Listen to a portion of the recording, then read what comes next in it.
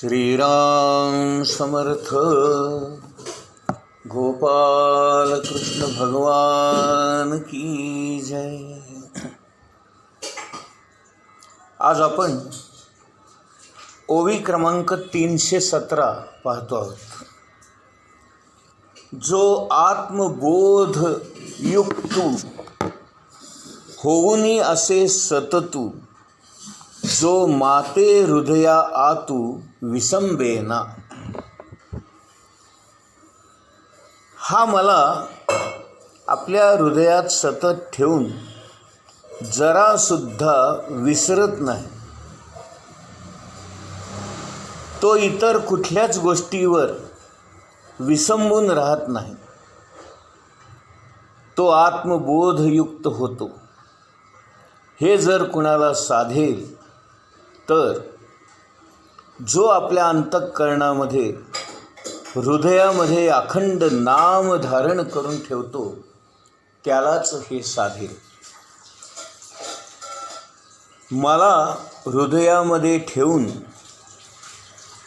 जो इतर गोष्टींवर विसंबून राहत नाही आणि जो कोणत्याही अवस्थेमध्ये मला सोडत नाही आणि मला विसरत नाही, ज्याचं हृदयामध्ये असणारं स्मरण कधीही थांबत नाही, चुकत नाही, त्यालाच आत्मबोध साधेल.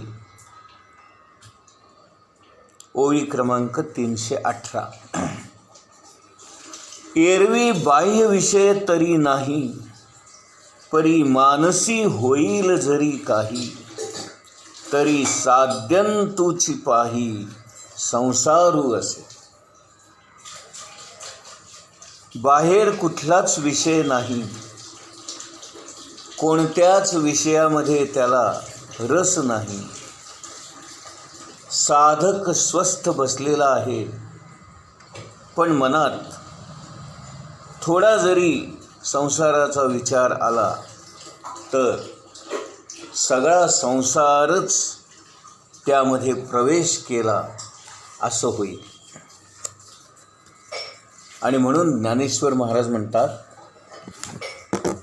जशी एखादी होडी समुद्रामध्ये किंवा नदीतून चाललेली आहे, सभोवती पाणी आहे, पण होडीत मात्र पाणी असत नाही, त्याप्रमाणे खरा साधक जो असतो तो संसारातच असतो, प्रपंचातच असतो, विषयातच असतो, वासनांमध्येच असतो, पण या सगळ्या गोष्टी बाहेर असतात, त्याच्या मनात मात्र यातलं काहीच नसतं.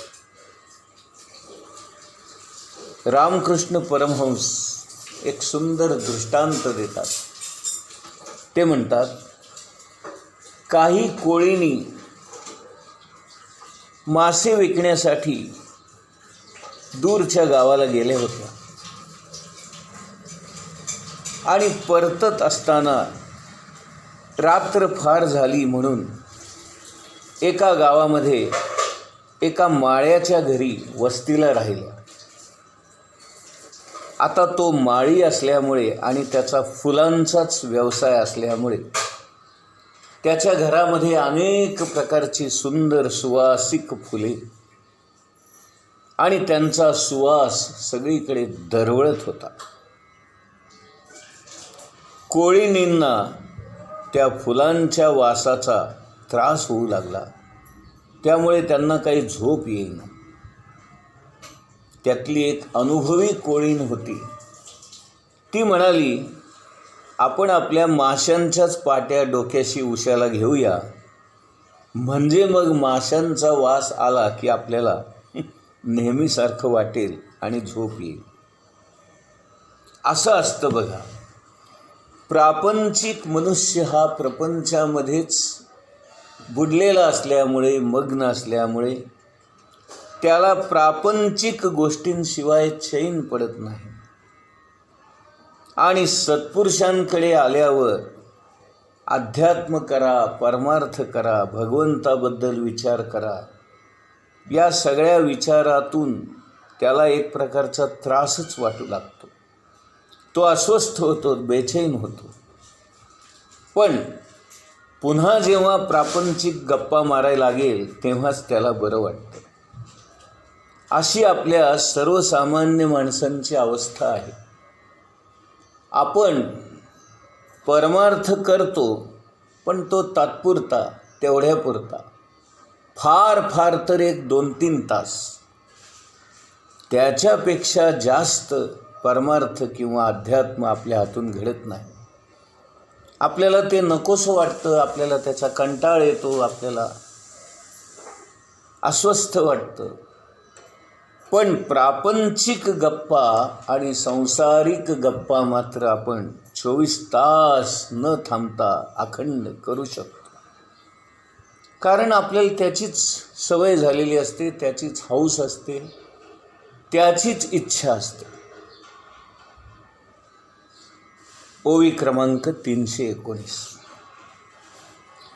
जैसा का विषाचा लेशू, घेतलिया होय बहुवसू, मग निभ्रांत करी नाशू जीवितासी. ज्ञानेश्वर महाराज म्हणतात, विषारी सापाच्या विषाचा एक जरी दात शरीराला लागला तर संपूर्ण शरीराचाच नाश होऊ शकतो. तसा हा विषय आणि या दृश्य जगावर असणारं प्रेम, इंद्रियांचं विषयांवर असणारं प्रेम, हे जरासं जरी आपल्या संपर्कात आलं तरीसुद्धा साधकाचा संपूर्ण नाश करून टाकण्याची त्याची क्षमता असते.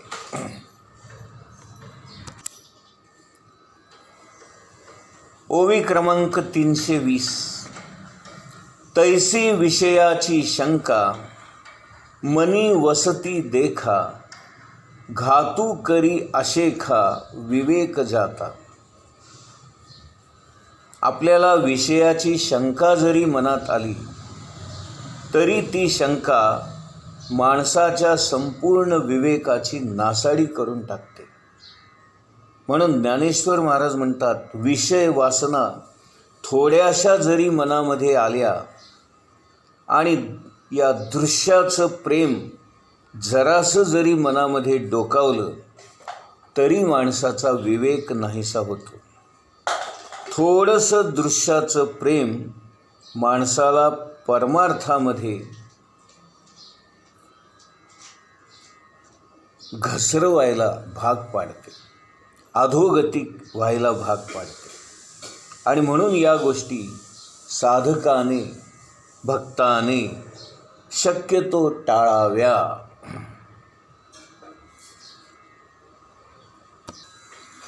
आता आपण गीतेमधला 62वा श्लोक आणि 63वा श्लोक हे या अध्यायातले अत्यंत महत्त्वाचे 2 श्लोक पाहणार आहोत. ध्यायतो विषयान् पुंसः संगस्तेषु उपजायते, संगात् संजायते कामः, कामात् क्रोधो अभिजायते. ध्यायतो विषयान् पुंसः संगस्तेषु उपजायते, संगात् संजायते कामः, कामात् क्रोधो अभिजायते. ध्यायतो विषयान् पुंसः संगस्तेषु उपजायते, संगात् संजायते कामः, कामात् क्रोधो अभिजायते. आता या श्लोकाचा अर्थ आपण बघूया. इंद्रिय विषयांचे चिंतन करत असताना मनुष्याची त्या विषयांच्या ठिकाणी आसक्ती निर्माण होते, वाढत जाते. आणि अशा आसक्तीतूनच काम निर्माण होतो. आणि कामापासून क्रोध निर्माण होतो. भगवान श्रीकृष्ण अर्जुनाला सांगतायत, अर्जुना, आपण मनामध्ये जर विषयाचंच ध्यान करू लागलो, चिंतन मनन करू लागलो, तर आपली त्या विषयाच्या ठिकाणी प्रीती निर्माण होते, आसक्ती निर्माण होते. आणि या आसक्तीमुळे त्या विषयांची भोगण्याची इच्छा उत्पन्न होते. यातूनच काम निर्माण होतो, कामवासना निर्माण होतात आणि त्यांची पूर्तता जर झाली नाही तर क्रोध निर्माण होतो. आता आपण 63वा श्लोक पाहूया. क्रोधात भवति सम्मोहा, सम्मोहात् स्मृतिविभ्रमः, स्मृतिभ्रंशात् बुद्धिनाशो, बुद्धिनाशात् प्रणश्यति. क्रोधात् भवति सम्मोहा, सम्मोहात् स्मृतिविभ्रमः, स्मृतिभ्रंशात् बुद्धिनाशो, बुद्धिनाशात् प्रणश्यति. क्रोधात् भवति सम्मोहा, सम्मोहात् स्मृतिविभ्रमः, स्मृतिभ्रंशात् बुद्धिनाशो, बुद्धिनाशात् प्रणश्यति. आता या श्लोकाचा अर्थ आपण बघूया. क्रोधापासून सम्मोह निर्माण होतो, मोहापासून स्मृती भ्रमिष्ट होते. जेव्हा स्मृती भ्रमिष्ट होते तेव्हा बुद्धिनाश होतो, आणि जेव्हा बुद्धिनाश होतो तेव्हा मनुष्याचं अधःपतन होऊन तो अंधकूपामध्ये पडून राहतो. भगवान श्री गोपालकृष्ण अर्जुनाला सांगतायत, अर्जुना, क्रोधामुळे सम्मोह निर्माण होतो, त्या मोहातून अविवेक निर्माण होतो. कार्य काय आणि अकार्य काय हेच कळेनासं होतं. या अविवेकामुळे स्मृतिभ्रंश होतो, स्मृतिभ्रम होतो, आणि हा स्मृतिभ्रम झाल्यामुळे आपल्या बुद्धीचा नाश होतो आणि शास्त्र आदिकांच्या उपदेशांची आपल्याला आठवणसुद्धा होत नाही. त्यामुळे बुद्धीचा नाश झाल्यामुळे मनुष्याचाच नाश होतो आणि तो अधोगतीला प्राप्त होतो, परमार्थ करण्यासाठी लायक राहत नाही आणि तो अंधकूपामध्ये ढकलला जातो, त्यातच तो पडतो. इथे ध्यायतो विषयान् पुंसा या शब्दापासून सुरुवात झालेली आहे आणि शेवटी बुद्धिनाशात प्रणश्यती म्हटलेलं आहे. म्हणजे ज्ञानेश्वर महाराज आपल्याला सांगतायत, भगवान गोपालकृष्ण आपल्याला सांगतायत की विषयांचं चिंतनच आपल्याला नाश पावायला कारण होतं. बुद्धिनाशात प्रणश्यती याचा अर्थ अध्यात्मदृष्ट्या आपण कुचकामी ठरतो, आपली योग्यता राहत नाही, आपण त्याला लायक राहत नाही.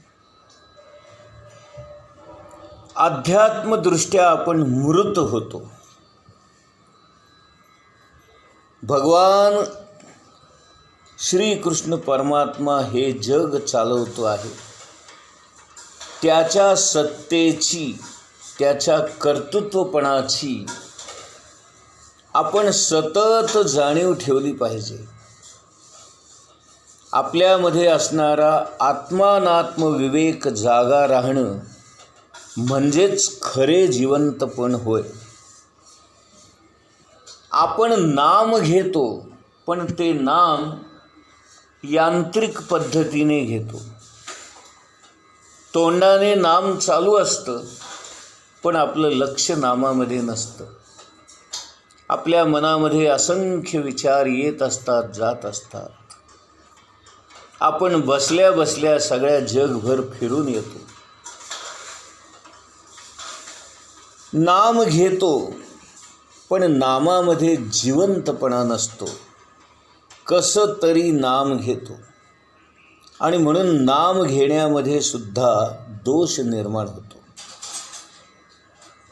तुकाराम महाराज म्हणतात, जी वाणी नाम घेते ती पवित्रच आहे. आणि गोंदवलेकर महाराज सुद्धा हेच म्हणतात, तुमच्या मुखातून नाम येतंय ना, मग ते कसंही येवो. तुम्ही जाणतेपणाने घ्या, अजाणतेपणाने घ्या, लक्षपूर्वक घ्या किंवा लक्ष नसताना घ्या, इच्छा असताना घ्या किंवा इच्छा नसताना घ्या. नाम घेतल्यामुळे वाणी पवित्र होतेच होते आणि त्या नामाचा जो काही फायदा किंवा जो काही परिणाम होणार आहे तो होतच असतो. परंतु जर आपण लक्षपूर्वक नाम घेतलं, भगवंताच्या स्मरणामध्ये नाम घेतलं, तर मात्र आपला प्रगतीचा वेग जास्त जोरात होतो. गोपाल कृष्ण भगवान की जय.